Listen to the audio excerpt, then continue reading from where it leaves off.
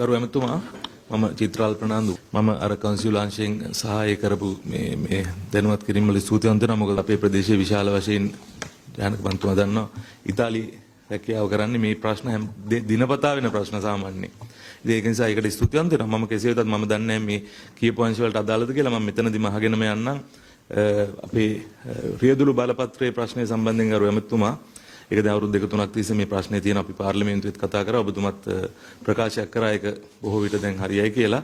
මෙතන ඉන්නවා නම් යම් මේ සම්බන්ධයෙන් දන්න අපේ නිලධාරි මහත්මයෙක් දැන් මේ වෙනකොට තියෙන තත්ත්වය මොකද්ද? ඒක කෙරෙන්නට හැකියාවක් තිබෙනවද? ඉතාලිය සමග සාකච්ඡා කෙරෙනවද? මොන හරි අපිව දැනුවත් කරනවා නම් ගොඩක් ස්තුතිවන්ත වෙනවා මම මේ අවස්ථාවේ.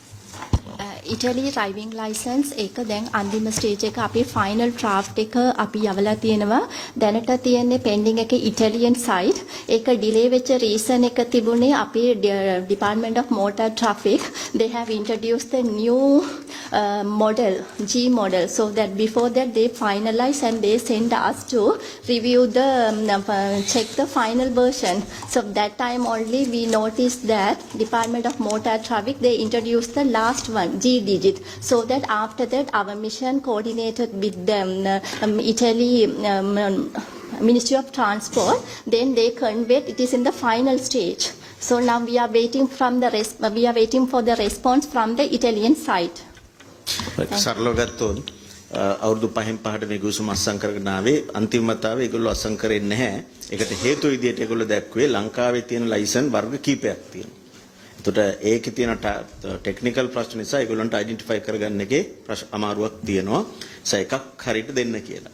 ඒකත් එක්ක තමයි එහෙන් අපිට දැනුම් දීම කරේ. ඒතර RME එකෙන් තමයි ලයිසන් ඉෂු කරන්නේ. ඒතර ඒ ඔක්කොම අවශ්‍ය කරන දත්ත අපි දැනට දීලා තියෙනවා. ඒතර දැන් මේ පැත්තේ තමයි ඩිලේ එක තියෙන්නේ. ඉතාලිය ආණ්ඩුව පැත්තෙන් මේක ඉක්මන් කරගන්න අපේ පැත්තෙන් පුෂ් කරනවා දිගටම මේක ගන්න.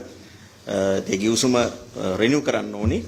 ඒගොල්ලෝ මේක ඇක්සෙප්ට් කරා වැඩි කරන්න යන්න පුළුවන්. එතන තමයි ධනාත්මක තැනක තියෙන්නේ.